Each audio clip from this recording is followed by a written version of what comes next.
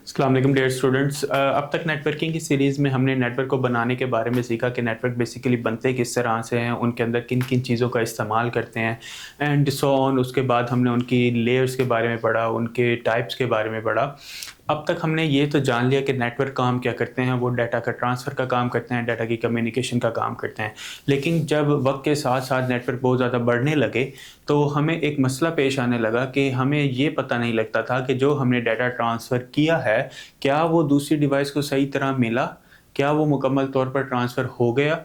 नहीं हुआ? कहीं रास्ते में कोई इश्यू तो नहीं आया? ड्यूरिंग द ट्रांसमिशन कोई एरर तो नहीं आया? इस टाइप की जो चीज़ें थी ये हमें पता नहीं लगती थी। तो होता क्या था कि एक डिवाइस से हम दूसरी डिवाइस में डाटा भेज देते थे और वो डाटा दरमियान में ही नेटवर्क में कहीं लॉस हो जाता था, वो दूसरी एंड पे रिसीव ही नहीं होता था। तो इस टाइप के एरर्स को, इस टाइप के इश्यूज़ को हैंडल करने के लिए हमने न्यू चीज़ इंट्रोड्यूस की, रिसर्च की जिस चीज़ के ऊपर, और फिर हमने बनाया नेटवर्क के प्रोटोकॉल्स। नेटवर्क प्रोटोकॉल्स बेसिकली होते क्या हैं? Communication required rules. तो बेसिकली हमने क्या किया, नेटवर्क के दरमियान में, डिवाइसेस के दरमियान में कम्युनिकेशन करवाने के लिए कुछ रूल डिफाइन कर दिया। उन रूल्स का क्या बोला गया? प्रोटोकॉल्स बोला गया। A network protocol is a set of rules that define how data is transmitted. तो इन रूल्स के अंदर, इन प्रोटोकॉल्स के अंदर हम बेसिकली बताते हैं कि डाटा जो है वो ट्रांसफ़र किस तरह से किया जाएगा, किन रूल्स के अकॉर्डिंग डाटा को ट्रांसफ़र करना है, वो किस तरह से पैकेट्स के अंदर डिवाइड होकर आगे जाएगा, सेंडिंग साइड पे क्या हमें पता लगेगा, रिसीविंग साइड पे क्या पता लगेगा, कैसे पता लगेगा कि डाटा कंप्लीटली ट्रांसफर्ड हुआ, कंप्लीटली ट्रांसफ़र नहीं हुआ। ये सारी की सारी चीज़ें हम डिफाइन करेंगे इन रूल्स के थ्रू। ये चीज़, एक प्रोटोकॉल जो है वो इंश्योर क्या करता है, उससे क्या चीज़ हमें पता लगती है? Data is send correctly. तो सबसे मैनेजेबल चीज़ हमारे लिए ये थी, तो हमने सबसे पहले प्रोटोकॉल के अंदर ये चीज़ इंश्योर की कि प्रोटोकॉल्स के थ्रू हमें पता लगे कि जो डाटा है वो सेंडिंग साइड से रिसीविंग साइड पे करेक्टली मूव हो चुका है। दूसरा, डिवाइसेस अंडरस्टैंड ईच अदर। तो डिवाइसेस जो हैं वो आपस में जो कम्युनिकेट कर रही हैं वो अच्छे तरीके से और करेक्टली कम्युनिकेट करें। समटाइम्स होता क्या है कि दो अलग अलग टाइप की डिवाइसेस होती हैं और वो दो अलग अलग टाइप की लैंग्वेजेस के ऊपर काम कर रही होती हैं, अलग अलग टाइप के वे से समझ रही होती हैं चीज़ों को। तो जो हमारे प्रोटोकॉल्स हैं वो ये इंश्योर करते हैं कि जो दोनों डिवाइसेस हैं वो सेम वे में कम्युनिकेट करें। सेंडिंग साइड का जो मैसेज है वो रिसीविंग साइड उसको अंडरस्टैंड कर पाए और उसको एग्जीक्यूट करे, और एग्जीक्यूट करने के बाद वापस उसको सेंडिंग साइड पे फॉरवर्ड करे। Error are handle properly. अगर तो नेटवर्क के अंदर एक जगह से दूसरी जगह पे डाटा भेजने के अंदर हमें किसी टाइप का कोई एरर आ रहा था या हमारा डाटा ठीक तरह से मूव नहीं हो रहा था, तो पहले हमारे पास कोई इस तरह का सिस्टम नहीं था जिसके थ्रू हमें पता लग सके कि वो एरर क्या है, डाटा क्यों मूव हुआ नहीं हो रहा या क्या इशू आ रहा है। लेकिन प्रोटोकॉल्स के बाद हमें वो इशू का सॉल्यूशन मिला।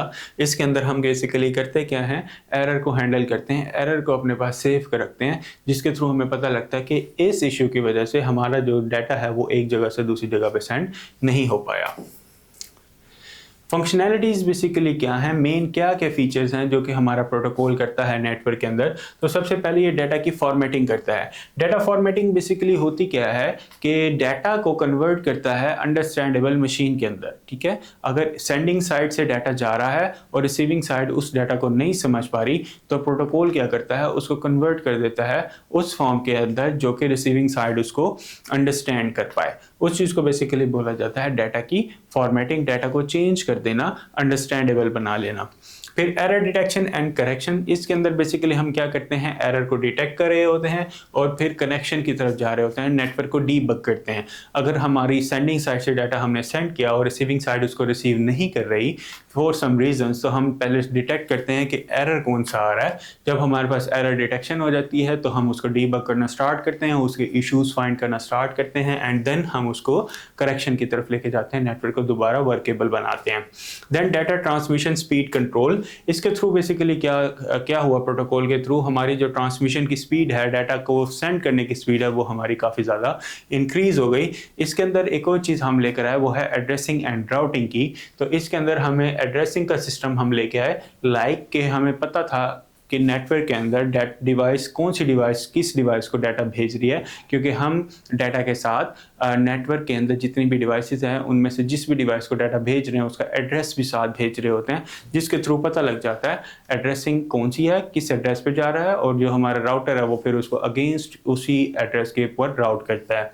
एंड देन सिक्योरिटी, डाटा जो नेटवर्क के अंदर जा रहा था वो सिक्योर होके जा रहा था। सिक्योर मीन्स के इनक्रिप्टेड फॉर्म में जा रहा था, मिडल ऑफ द नेटवर्क कोई उस डाटा को रीड नहीं कर पाता था। तो ये बेसिकली हमारे की फंक्शनैलिटी हैं प्रोटोकॉल्स के। अब नेटवर्क के जो प्रोटोकॉल्स हैं वो अलग अलग टाइप के हैं और वो अलग अलग फंक्शन परफॉर्म करते हैं, जिसके अंदर हमारे पास HTTPS दो अलग प्रोटोकॉल्स हैं। ये बेसिकली वेब कम्युनिकेशन के लिए हैं। अगर आपने अपने ब्राउज़र के ऊपर किसी वेबसाइट का डाटा देखना है तो सर्वर से डाटा ब्राउज़र के ऊपर लेकर आना और ये सारी कम्युनिकेशन करवाना, ये हमारे वेब प्रोटोकॉल जो कि HTTP और HTTPS प्रोटोकॉल हैं, इनके थ्रू किया जाता है।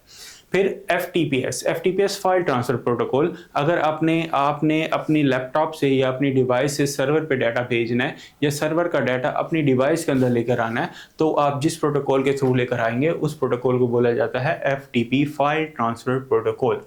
देन हमारे पास SMTP प्रोटोकॉल आते हैं, ये होते हैं ईमेल के प्रोटोकॉल्स। लाइक के हम ऑनलाइन शॉपिंग करते हैं और सर्वर से ही हमारे पास जैसे ही सर्वर को कोई ऑर्डर रिसीव होता है तो वो ऑटो पे क्या करता है, हमें ईमेल कर देता है कि हमें आपका ऑर्डर रिसीव हो गया है। ऑर्डर की कंफर्मेशन की मेल्स आ रही होती हैं, ऑर्डर की डिलीशन की, कैंसिलेशन की, हर टाइप की हमें कंफर्मेशन मिल रही होती है ईमेल्स के थ्रू। तो वो जो प्रोटोकॉल नेटवर्क के अंदर हमने यूज़ किया हुआ वो है हमारा SMTP का प्रोटोकॉल, जो कि ईमेल्स के लिए यूज़ होता है। देन आता है हमारे पास TCP ट्रांसमिशन कंट्रोल प्रोटोकॉल होता है। ये बेसिकली डाटा को सेफ वे के अंदर सेंड कर रहा होता है।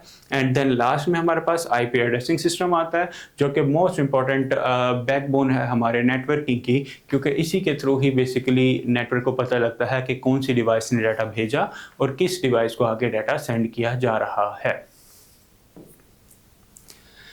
अब हम स्टार्ट करते हैं अपने दो बेसिक्स प्रोटोकॉल जो कि बहुत ज़्यादा इंपॉर्टेंट है हमारी नेटवर्किंग के अंदर, जो कि है एक प्रोटोकॉल है HTTP का, एंड देन इसी का ही एक एक्सटेंडेड और सेफ वर्जन है HTTPS। तो सबसे पहले HTTP hyper text transfer protocol ये करता क्या है। HTTP stands for hyper text transfer protocol, इसका कंप्लीट वर्जन है hyper text transfer protocol. Hyper text जहाँ पे भी आ जाता है तो मीन्स कि हम वेबसाइट्स की कम्युनिकेशन या वेबसाइट से रिलेटेड कोई बात कर रहे हैं।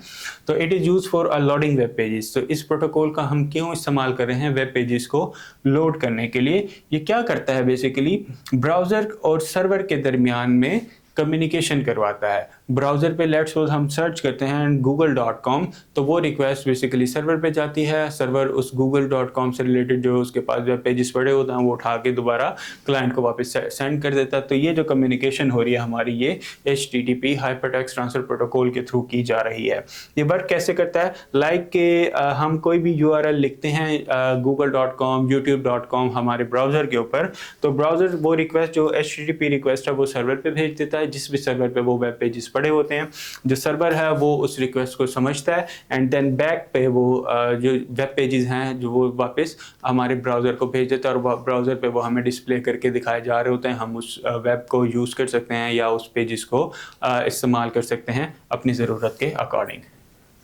एंड देन हमारे पास आता है HTTPS, ये एक्सटेंडेड वर्जन है HTTP का। बेसिकली हमारे पास जब HTTP प्रोटोकॉल आया तो उसके थ्रू हम वेबसाइट्स की कम्युनिकेशन तो सर्वर के अंदर करवा रहे थे, लेकिन लेटर ऑन क्या हुआ, हम वेबसाइट्स के थ्रू ऑनलाइन शॉपिंग भी करने लगे और हमारा जो पेमेंट्स हैं वो भी ऑनलाइन होने लगी।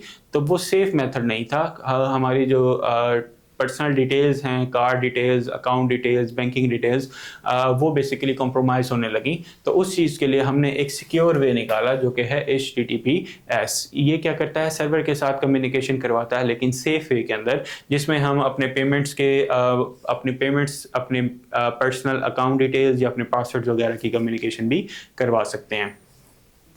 HTTPS बेसिकली क्या है, ये इसके अंदर जो S है, ये HTTP के आगे जो हमने S लगाया, ये बेसिकली क्या है, सिक्योरिटी से रिलेटेड है। सिक्योरिटी मीन्स कि जो डाटा जाएगा वो फिर इनक्रिप्टेड फॉर्म के अंदर जा रहा होता है।